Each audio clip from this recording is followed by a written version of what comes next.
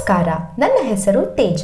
ಇಂದು ನಾವು ಹ್ಯಾಂಡ್ ಡ್ರೀಮ್ಗಳನ್ನು ಹೇಗೆ ನಿರ್ವಹಿಸುವುದು ಮತ್ತು ಟೇಪರ್ ಪಿನ್ಗಳನ್ನು ಹೇಗೆ ಹೊಂದಿಸುವುದು ಎಂಬುದರ ಬಗ್ಗೆ ಕಲಿಯಲಿದ್ದೇವೆ. ಈ ವಿವರಣೆಯ ಕೊನೆಯಲ್ಲಿ ನೀವು ಈ ಕೆಳಗಿನದನ್ನು ಹೇಳಲು ಸಾಧ್ಯವಾಗುತ್ತದೆ. ರೇಖಾಚಿತ್ರದ ಪ್ರಕಾರ ಆಕಾರ ಮತ್ತು ಗಾತ್ರ ಫೈಲ್ ಮಾಡುವುದು,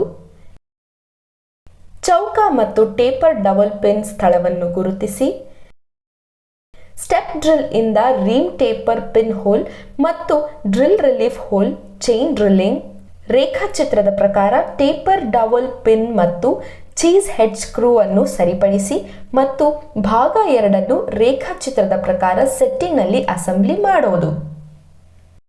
ಅಗತ್ಯವಿರುವ ಪರಿಕರಗಳು: vernier height gauge, vernier calliper, taper double pin,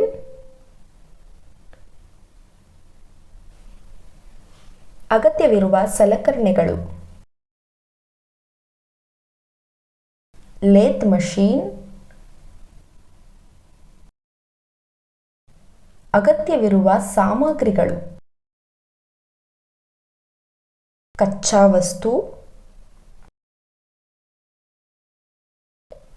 ಎಣ್ಣೆ,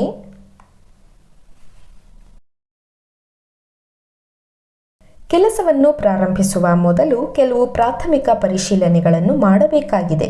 ಅವು ಈ ಕೆಳಗಿನಂತಿವೆ. ಮೊದಲು ಸ್ಟೀಲ್ ರೂಲ್ ಅನ್ನು ಬಳಸಿಕೊಂಡು ಕಚ್ಚಾ ವಸ್ತುಗಳನ್ನು ಪರಿಶೀಲಿಸಿ.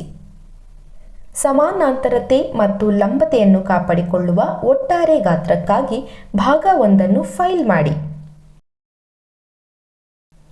ಸಮಾನಾಂತರತೆ ಮತ್ತು ಲಂಬತೆಯನ್ನು ಕಾಪಾಡಿಕೊಳ್ಳುವ ಒಟ್ಟಾರೆ ಗಾತ್ರಕ್ಕಾಗಿ ಭಾಗ 2 ಫೈಲ್ ಮಾಡಿ. ಸಮಾನಾಂತರತೆ ಮತ್ತು ಲಂಬತೆಯನ್ನು ಕಾಪಾಡಿಕೊಳ್ಳುವ ಒಟ್ಟಾರೆ ಗಾತ್ರಕ್ಕಾಗಿ ಭಾಗ 3 ಫೈಲ್ ಮಾಡಿ.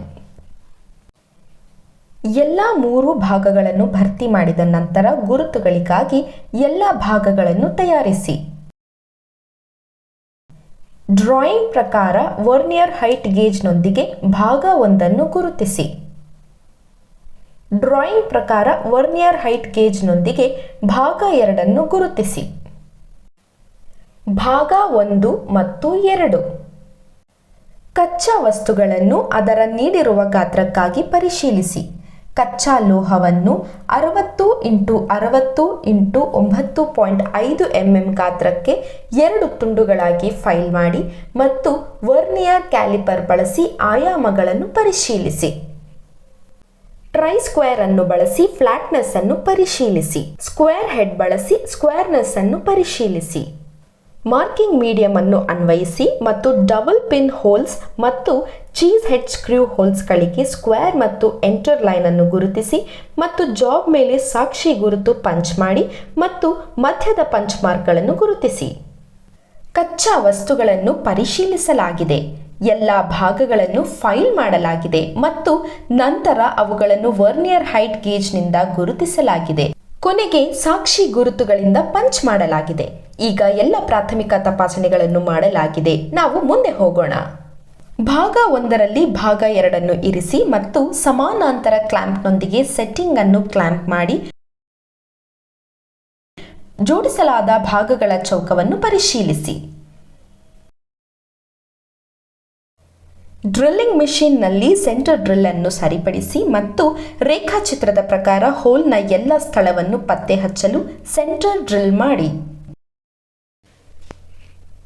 ಡ್ರಿಲ್ಲಿಂಗ್ ಮೆಷಿನ್ನಲ್ಲಿ 0.4 mm ಡ್ರಿಲ್ ಅನ್ನು ಸಿಕ್ಕಿಸಿ ಮತ್ತು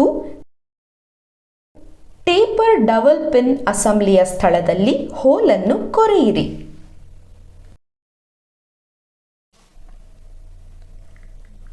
ಅದೇ ರೀತಿ 5.7 mm drill rod step hole ಅನ್ನು ಕೊರೆದು ಹೋಲ್ನ 3ನೇ 2 ಭಾಗಕ್ಕೆ ಸೇರಿಸಿ ಮತ್ತು 5.7 mm ಡ್ರಿಲ್ ಮತ್ತು ಸ್ಟೆಪ್ ಡ್ರಿಲ್ ರಂಧ್ರವನ್ನು ಟೇಪರ್ ಡಬಲ್ ಪಿನ್ ಅಸೆಂಬ್ಲಿಯ ಸ್ಥಳದಲ್ಲಿ ಕೊರೆದು ಹೋಲ್ನ 3ನೇ 1 ಭಾಗದ ಆಳಕ್ಕೆ ಸೇರಿಸಿ. ಟ್ಯಾಪ್ ರೆಂಚ್ನಲ್ಲಿ ಟೇಪರ್ ಪಿನ್ಸ್ ರೀಮರ್ ಅನ್ನು ಸರಿಪಡಿಸಿ ಮತ್ತು ಅಸೆಂಬ್ಲಿ ಸೆಟ್ಟಿಂಗ್ಸ್ಗೆ ತೊಂದರೆಯಾಗದಂತೆ ಅಸೆಂಬ್ಲಿಯಲ್ಲಿ ಟೇಪರ್ ಡಬಲ್ ಪಿನ್ಗೆ ಸರಿಹೊಂದುವಂತೆ ಟೇಪರ್ ಹೋಲ್ಗೆ ಸ್ಟೆಪ್ ಡ್ರಿಲ್ ಹೋಲನ್ನು ರೀಮ್ ಮಾಡಿ. ರೀಮಿಂಗ್ ಮಾಡುವಾಗ ಸಾಕಷ್ಟು ಎಣ್ಣೆಯನ್ನು ಬಳಸಿ. ಪುಷ್ ಫಿಟ್ ಮೂಲಕ ರೀಮ್ಡ್ ಟೇಪರ್ ಹೋಲ್ನಲ್ಲಿ ಟೇಪರ್ ಡಬಲ್ ಪಿನ್ ಅನ್ನು ಸರಿಪಡಿಸಿ. ಅಂತೆಯೇ ಮೇಲಿನ ಕೆಲಸದ ಕ್ರಮಗಳನ್ನು ಪುನರ್ವರ್ತಿಸಿ ಮತ್ತು ರೇಖಾಚಿತ್ರದ ಪ್ರಕಾರ ಪುಷ್ ಫಿಟ್ ಮೂಲಕ ಅಸೆಂಬ್ಲಿಯಲ್ಲಿ ಮತ್ತೊಂದು ಟೇಪರ್ ಡಬಲ್ ಪಿನ್ ಅನ್ನು ಸರಿಪಡಿಸಲು ಮೇಲಿನ ಕಾರ್ಯವಿಧಾನಗಳನ್ನು ಪೂರ್ಣಗೊಳಿಸಿ. ಡ್ರಿಲ್ಲಿಂಗ್ ಮೆಷಿನ್ನಲ್ಲಿ 6.0 mm ಡ್ರಿಲ್ ಅನ್ನು ಸರಿಪಡಿಸಿ ಮತ್ತು ಚೀಸ್ ಹೆಡ್ ಸ್ಕ್ರೂ ಅಸೆಂಬ್ಲಿಯ ಸ್ಥಳದಲ್ಲಿ ಹೋಲನ್ನು ಕೊರೆಯಿರಿ. ಭಾಗ 2ರ ಟಾಪ್ ಪ್ಲೇಟ್ನಲ್ಲಿ ಚೀಸ್ ಹೆಡ್ ಸ್ಕ್ರೂನ ದಪ್ಪ ಆಳಕ್ಕೆ 10 × 6.0 mm ಕೌಂಟರ್ ಬೋರ್ ಉಪಕರಣ ಮತ್ತು ಕೌಂಟರ್ ಬೋರ್ ಅನ್ನು ಸರಿಪಡಿಸಿ ಮತ್ತು ಬೇಸ್ ಪ್ಲೇಟ್ನಲ್ಲಿ ಚೀಸ್ ಹೆಡ್ ಸ್ಕ್ರೂ ಅಸೆಂಬ್ಲಿಯ ಸ್ಥಳದಲ್ಲಿ M6 ಆಂತರಿಕ ದಾರವನ್ನು ಕತ್ತರಿಸಿ. ಆಂತರಿಕ ಥ್ರೆಡ್ ರಂಧ್ರದಲ್ಲಿ M6 × 18 mm cheese head screw ಅನ್ನು ಸರಿಪಡಿಸಿ. ಅಂತೆಯೇ ಮೇಲಿನ ಕೆಲಸದ ಕ್ರಮಗಳನ್ನು ಪುನರ್ವರ್ತಿಸಿ ಮತ್ತು ಅಸೆಂಬ್ಲಿಯಲ್ಲಿ ಹೊರಗಿನ ಚೀಸ್ ಹೆಡ್ ಸ್ಕ್ರೂ ಅನ್ನು ಸರಿಪಡಿಸಲು ಮೇಲಿನ ವಿಧಾನವನ್ನು ಪೂರ್ಣಗೊಳಿಸಿ. ಡ್ರಿಲ್ಲಿಂಗ್ ಮೆಷಿನ್ನಲ್ಲಿ 3 mm ಡ್ರಿಲ್ ಅನ್ನು ಸರಿಪಡಿಸಿ ಮತ್ತು ರೇಖಾಚಿತ್ರದ ಪ್ರಕಾರ ಪರಿಹಾರ ಹೋಲ್ಗಳನ್ನು ಕೊರೆಯಿರಿ. ಡ್ರಿಲ್ಲಿಂಗ್ ಮೆಷಿನ್ನಲ್ಲಿ 6 mm ಡ್ರಿಲ್ ಅನ್ನು ಸರಿಪಡಿಸಿ ಮತ್ತು ಆಂತರಿಕ ಚೌಕದಲ್ಲಿ ಅನಗತ್ಯ ಲೋಹವನ್ನು ತೆಗೆಯಲು ಚೈನ್ ಡ್ರಿಲ್ಲಿಂಗ್ ಅನ್ನು ಡ್ರಿಲ್ ಮಾಡಿ. ಭಾಗ 1 ಮತ್ತು ಭಾಗ 2 ಬೇಸ್ ಮತ್ತು top plate. Drilling machine table ಮತ್ತು ಚಿಪ್ನಿಂದ ಸೆಟ್ಟಿಂಗ್ ಅನ್ನು ಬೇರ್ಪಡಿಸಿ ಮತ್ತು ಬಳಸದ ಅನಗತ್ಯ ಲೋಹವನ್ನು ತೆಗೆಯಿರಿ. ಬೇಸ್ ಮತ್ತು ಭಾಗದಲ್ಲಿ ಚಿಸೆಲ್ ಮತ್ತು ಪೇನ್ ಹ್ಯಾಮರ್.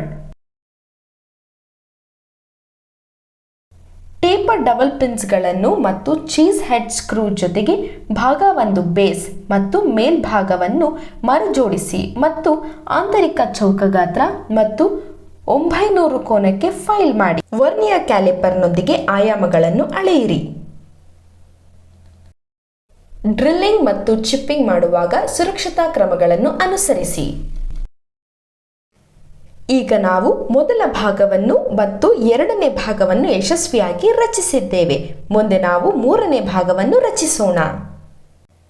ಭಾಗ 3ರ ಕಚ್ಚಾ ಲೋಹವನ್ನು ಚದರ ಬಾರ್ 24 × 24 × 25 mm ಗಾತ್ರಕ್ಕೆ ಫೈಲ್ ಮಾಡಿ ಮತ್ತು ವರ್ನಿಯರ್ ಕ್ಯಾಲಿಪರ್ನೊಂದಿಗೆ ಆಯಾಮಗಳನ್ನು ಪರಿಶೀಲಿಸಿ. ಟ್ರೈ ಸ್ಕ್ವೇರ್ನಲ್ಲಿ ಫ್ಲಾಟ್ನೆಸ್ ಪರಿಶೀಲಿಸಿ.